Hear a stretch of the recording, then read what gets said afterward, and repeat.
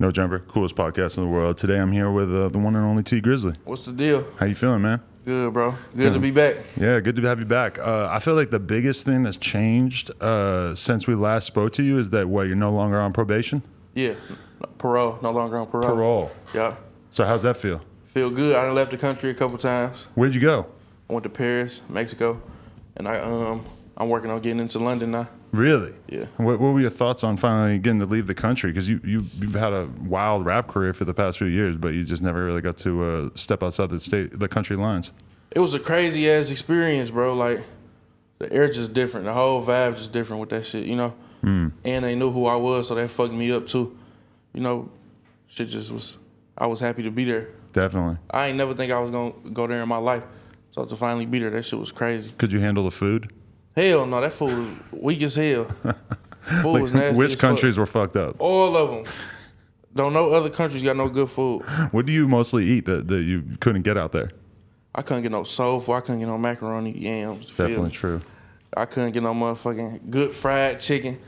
You feel me? No good burgers. I mean, there's some good spots overseas and shit, but a lot of places in Europe and shit, it's just they got dry ass, crusty little bread for like breakfast. Even if they do got shit that you used to, the shit tastes different. You feel me? They got whole different processing over there type shit. You feel me? So yeah, and they just don't like dump butter and sugar into their shit like we do. Like we want our shit live, lit. Next time I'm taking a cooler with some ice, take some TV dinners over there, motherfucker. Some pack some noodles or something. You can usually get fries wherever you go. That's one thing I noticed. Yeah. Or like a trash piece of pizza. Yeah.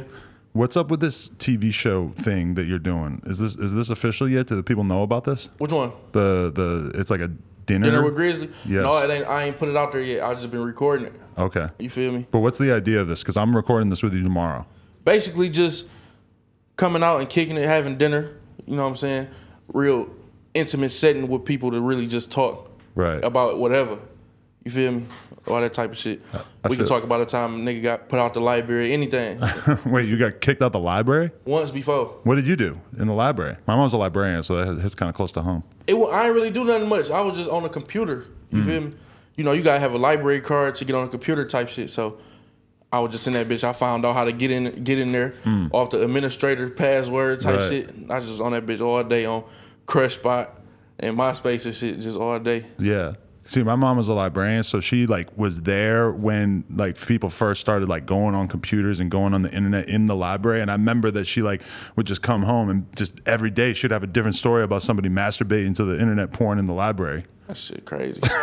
They would just be going for it. They had no idea that's not allowed, I guess. I caught my little brother doing some crazy shit. I'm like, bro, what is them napkins by the motherfucking computer for? And the lotion, like, that nigga was crazy. You had to call him out, even though it's like jerking off is a pretty natural part of being an adult. Yeah. But you had still you can't get. It's also another part of it is not getting caught. If you get caught, it ain't okay. That's very true. Yeah, You no feel face, me? no case. Bingo. We were posted up outside, and we didn't even realize that the SUV outside had you posted up in there smoking cigarettes for like hours before this interview actually started. You guys were out there for at least an hour.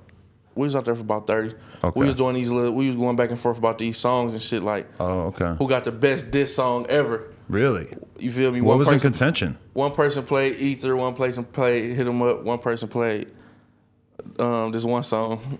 I ain't gonna talk about it. Shit's a little still too going deep. On. It's a little too deep. Yeah. Okay. Do you consider yourself? That's interesting because I feel like a lot of the rappers that I know are not really like hip hop heads enough to the point where they're having real conversations about fucking diss songs and like who is the best of the certain era and shit. Yeah. We just on some in the car shit, having fun in the car type shit, debating. You feel me? All right, who was the better singer, Whitney Houston or Beyonce? It could be anything. We just having a little car shit, you know. Right. Damn. I wonder if Beyonce, like, if her career would be a lot different if she was doing as much coke as Whitney Houston was doing. Probably so. Probably would be a little different, yeah. Do you feel like you, like, learn a lot about your music and how good your music is from that car listen? Because it's very different than, like, the studio version of listening to your own shit. It's different in the car for sure. It's different in the car when you ride to, especially when you're going a certain speed limit. Going faster make anything better. You feel me? So that's how that should be. Yeah, definitely. I feel like in the studio, it's kind of like with those crazy speakers, like anything could sound kind of good. Yeah. But when you hear music on a laptop speaker is when you really know if it's good or not. Right. When it ain't as loud, that's how you know if it's good. Like, anything gonna sound good, loud as fuck. Yeah. You feel me? But if you play some shit like at medium volume, that's what me and Big Sean just had the same conversation. We in the studio, we just did a song, and the engineer was playing it real loud. He like, no, turn it down, like medium level. Right. And if it still sounds sweet, then we know we got something. Is that your first time linking up with Big Sean in the studio recently? Yeah. How was that? It was cool. It was cool. How'd that happen? He was in the city, and me and him was in Detroit at the same time. And he just told me pull up to the studio. Hell yeah. You feel me? It was good because just seeing somebody that come from the same place you come from, Right. on a certain level. I don't really see too many successful Detroit people in the music industry. Definitely. You feel me? So to see that was cool. When with someone like him, I feel like when you were growing up, when you were coming up, you probably saw him as like larger than life. Like that's like a completely different level of rapper in terms of what you could potentially accomplish.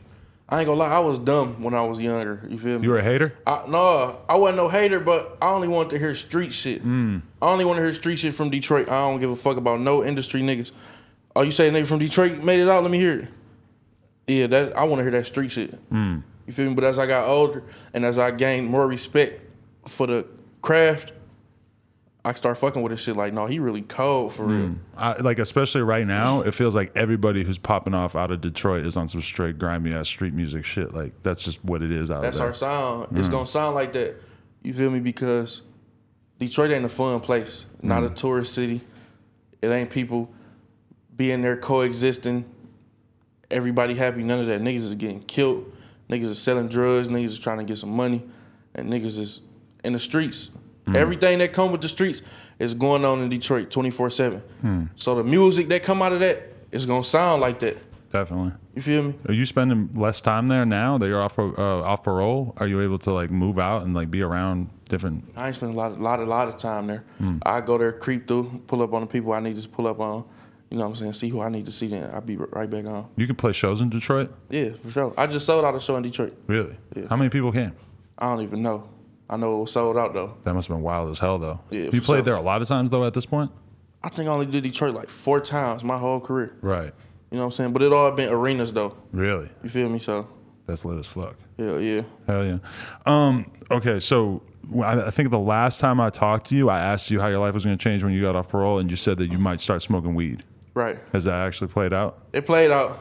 It ain't play out good though. You didn't like it? I thought I was in hell. I'm like, I got to looking around like, man, the devil in this bitch somewhere, dog. Really? Where Yeah. were you? Just in the studio or something? I was at home. Uh-huh. I got real hot. My heart was beating fast. I'm like, I'm about to die in this bitch. Off of Backwood? Off of wood. No, it wasn't even off of wood. It was off of pre-roll. Oh, shit. Off of pre-roll. You never know what's in there. I'm like, man, I'm about to die in this motherfucker, man. Holy shit, but that has that kept you away from it since then? Yeah. Because I get the same high every time. Right. I get the same high. I don't give a fuck what kind of weed it is. I get the same high. I get scared thinking I'm about to die, hear my heart beating. I want to be in the house. The moment I realize I'm high, I want to be sober right then and there. Right. Like, damn. You don't think you smoked too much? You might have smoked that whole pre-roll. You could have just took a hit or two. Nah, I can't lie. Every time I smoke the whole blunt. Right. I do that. Because it just tastes good and you just want to keep going. No, I just want to get high. I'm like, let me see what this shit really talking about. You feel me? Right. But that shit ain't for me. You feel me? Yeah. That shit ain't for me. Damn, you got to get on the edibles or some shit. I gotta do something, bro, because Right. niggas be looking like they having too much fun. Yeah, off the feel weed, me? they act like it's And more that fun shit, than it is. That shit looks sweet in the club. You icy, music going crazy. You got a wood, the smoke. That shit looks sweet. I feel like a lot of people are smoking weed in the club just because they don't want to look like they're as bored as they actually are. Right. That might be what it is. They don't have nothing else to do, you know? Or they'll just be standing there. Yeah. Nigga don't just want to stand there, so you gonna constantly roll up type shit. Yeah. I thought about that before. But with me, I think I need to smoke Reggie's or something. Because this For new real. shit too strong. How many years did you go without smoking because of the parole and jail and all that shit? I never smoked though. Oh, you didn't Even when you were before I got younger, locked up, really? Never smoked. I had one incident where I smoked, and I was at the house. I was at my man's house. Uh-huh. We smoked or whatever. I'm like, I'm about to go home. I'm high as fuck walking home. I get to putting snow on my face, all type of shit, trying to get sober. You feel me? So as soon as I see my house, it's like 7, 8 cars outside. I'm like, damn, my whole family over here, they about to see me high. I know they gonna want to say something to me and shit. Yeah. So I got this girl number earlier that day. You feel me? This cold girl. I couldn't wait to finesse my little text messages to her. Yeah. Like I'm doing more than I'm doing and everything. So boom. I'm calling my sister. I'm like, let me call my sister, tell her open the door. I call her sister. I'm like, listen, don't tell Granny, don't tell nobody I'm here. I don't want to get in trouble. Come open the side door and I'm just go straight in the basement. She like, what is you talking about? Whole time it's the girl number who I got from earlier type shit. Bro. Who I was trying to impress. Now she like, oh, this nigga scared of his grandma type shit. Fuck my whole play up. Couldn't call her no more. What the fuck? You didn't try to make it work after that? No, it was over with. She got to tell the motherfuckers about it type shit. You know, I used to be playing some tough shit. Like, now I don't get whoopings, nigga. Yeah. You feel me? Holy fuck, that's pretty incredible right there. What about this new project that you're doing with Timberland? Oh, yeah, Scriptures, June 7th. How'd that come about? So, I linked up with Kanye West, and throughout me and him working, I met Timberland. How did you meet up with Kanye? That's a good question to start with. Okay, so, you know me and YNW, Melly cool. Yeah. Kanye wanted to link with Melly. And Melly went over to Kanye crib. And I'm like, I ain't just gonna pull up, because I won't want no nigga to pull up if I call you over here. Right. Feel me? So call me when you done so we can go finish what we doing. He like, shit, no, he wants you to pull up. So I pull up. He like, let me hear some of that new shit, Kanye. I'm like, damn, I can't even believe this nigga know me. Right. Feel me? Play this shit. He like, yeah, that shit crazy. That shit hard. Nigga, we need to work. Right. I'm like, come on. So we got to working for like a week straight. You feel me? I'm canceling shows and everything to fuck with Ye. This is Ye. Just locked in with Kanye. Just what was it? You were just making crazy music, just writing huge amounts of shit. Every day, all day, we in the stew. Wow. You feel me? We're jumping on the jet, going to see some shit. So he like, we about to go to Miami tomorrow. I'm like, all right, bet. I'm gonna get my ticket. He like, no, I'm gonna put you on a plane. We gonna get there. I'm like, all right, bet. So I'm like, what airport? I mean, what's the airline and shit? He like, what you talking about? This nigga ain't flew at an airport in so long. He don't even know what I'm talking about. I end up finding out I'm about to be on a jet. Yeah. I'm like, all right, fuck it, let's get it. Yeah. Went to Miami, got in the studio. Timberland was in there working with him. And I played some shit I was doing. Timberland was fucking with it. Me and Timberland got to build and having conversations. Right. And I'm like, man, I want you to do my album. Thinking he gonna say no because he's so busy, this Timberland, you feel me? Right. He was like, shit, nigga, let's do it. Timberland needs that though. I feel like Timberland, that's a good look for him to be working with like a younger like street artist who's more new, relevant, that type of thing, you know? Yeah. And Timberland really cold though. Like when you hear this bitch, you ain't even gonna be believing Timberland produced some of this shit. Really? Feel me? I be letting niggas hear it, they be like, who made that beat? I be like, Timberland, they talk about nigga, the Timberland? Yeah. They like, damn, he got it. That's crazy. Is it hard to go back to a normal life after being on the jet with Kanye, zipping around doing whatever the fuck he feels like doing? Oh, it ain't never hard for me because I'm aware of my Right. life. I'm aware of who I am. They ain't gonna get to my head. I never be like, I was on the jet with Ye. I'm better than this shit. Right. Feel me? Definitely. I ain't never been that type of nigga. Is that like a continuing relationship with Kanye and shit? Is like, or do you think we're ever gonna see any of the work that you put in when you were in the studio with him? So we talk on a regular basis. Okay. Feel me? Regular basis like me, okay, every other day, feel me, 3 times a week type shit. Right. Not even on no music shit, just like sending positive energy your way, hope all is well. Some shit like that, you feel me? That's fire. How would you feel if something that you wrote in the studio with Kanye, if Kanye just came to you and was like, yo, I love that verse, but I want to do it? I wouldn't be mad at it. Yeah. I wouldn't be mad at it. That's gotta be a good ass check. That's kind of that's legendary as fuck. You feel me? I wouldn't be mad at it. Yeah. Yeah. That's interesting. That's good to know. I would be happy actually that somebody of that caliber would want to use some shit that I did. That let me know I'm doing something right. Yeah. Because I can always make some hard shit. Definitely. Feel me? That'd be crazy. Well, imagine writing a verse like for Kanye. Though, do you feel like you would be capable of that? Like hypothetical situation, a big ass artist like him comes to you and is like, "Yo, I want you to write a verse for me." You think you'd be able to put yourself in his mind state? Hell yeah, I for sure would. I could put myself in anybody's mind state. Like I can adapt. I done been around all type of people. You know, I can read people. What if you like rap something about how fat your girl's ass is, something about Kim, and then all of a sudden he's just like, he looks at it and he's like, "What? You looking at my girl's ass?" I'd be like, no, but I heard about it though. I wasn't sure. I heard something. I'm like, no, I heard about it, so that's why I put it there. If it ain't true, I'll take it out. Yeah, Kanye gotta have a good sense of humor to a certain extent, right? Yeah, no, he cool. How'd you and Melly end up hooking up in the first place? Cause I was fucking with this shit before it really took off. I was fucking with it, and he had came to my show at Rolling Loud one day, and I was like, "What up?" Embraced him. You feel me? He like, "Damn, I didn't know you knew who I was." We exchanged numbers.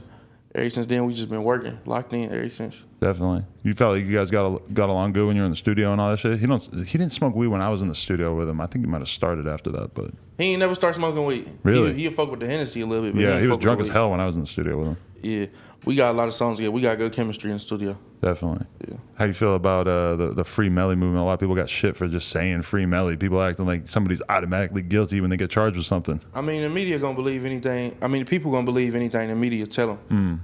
You feel me? For example, if they post a picture of a dude and say this man raped and killed 20 young girls, everybody gonna be like, damn, he did that whole ass shit. He a savage. He a monster. Whole time he didn't even do it. This could be an experiment to see how people gonna react. You feel me? People just gonna react to what they hear. Yeah. It ain't even gotta be true. And you've seen plenty of people in rap who've like had crazy ass articles saying that they did this and that. Everybody says they want him canceled. Fuck that dude, blah, blah, blah. And then they don't end up doing a day in jail. They get off, blah, blah, blah. Yeah. And it's like you gotta wish for the best for people that you have relationships with or that you're cool with, you know? Yeah, for sure. Yeah, definitely.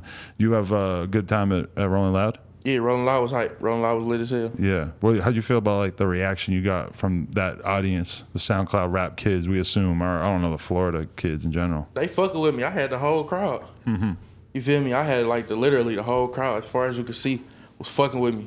You know, I feel like it was a success.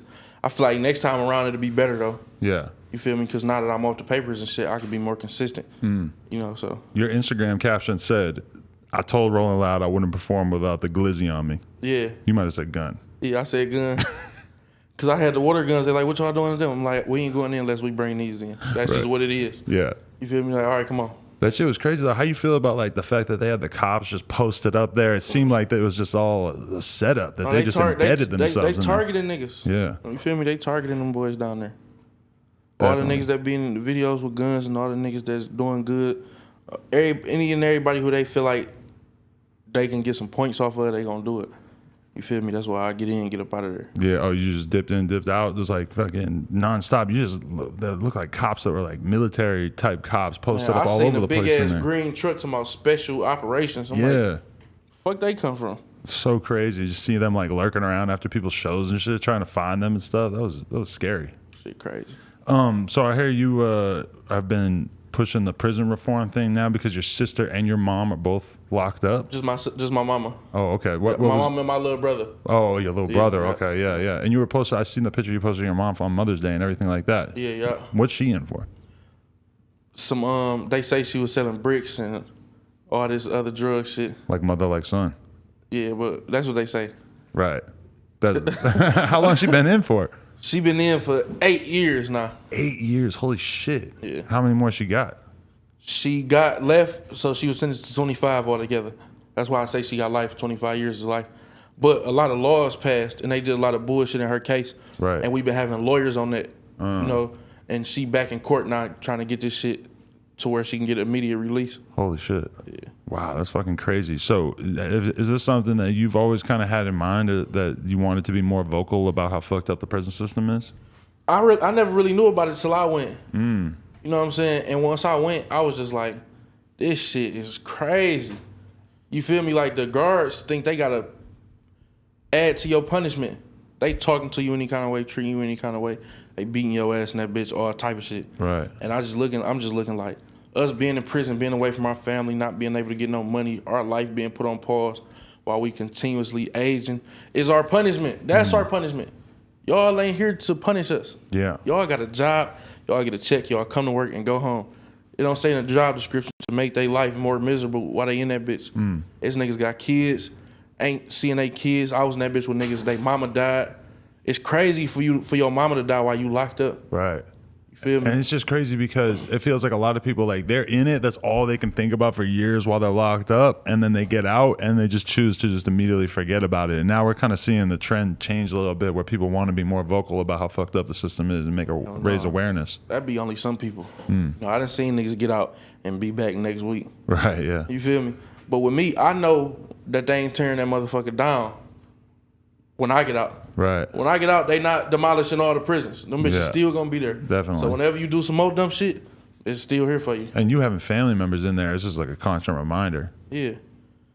I got family members in there that's coming home that ain't never seen this type of life before. Really? So I'm excited about showing them that. What does your mom think about everything that you accomplished over the past couple of years? She still can't believe it. My little brother still can't believe it. Really? I can only tell them what's going on. They be like, damn, that's crazy. But it ain't really hit them yet because we never saw this type of shit. So I know that once they see it, it's going to be a different story. That's like the ultimate dream. That's like all that they could ever have like hoped for before they got locked up and shit. Yeah. What's up with your brother though? How long is he in for?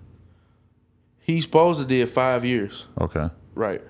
But I'm hoping that he only do those 5 years because the way he in there acting, he might have to do longer than 5 years. Really? You feel me? So hopefully he come home in 2020. He got locked up in 2015. I got 5 years. Do you feel like there's an extent to which like the public wants to see you be like, you know, a community advocate to a certain extent? They want to see you doing like positive shit for the community on top of just doing the music and shit? I ain't gonna lie, the public want to see some dumb shit. The public want to see some trolling shit. The public want to see some goofy ass shit.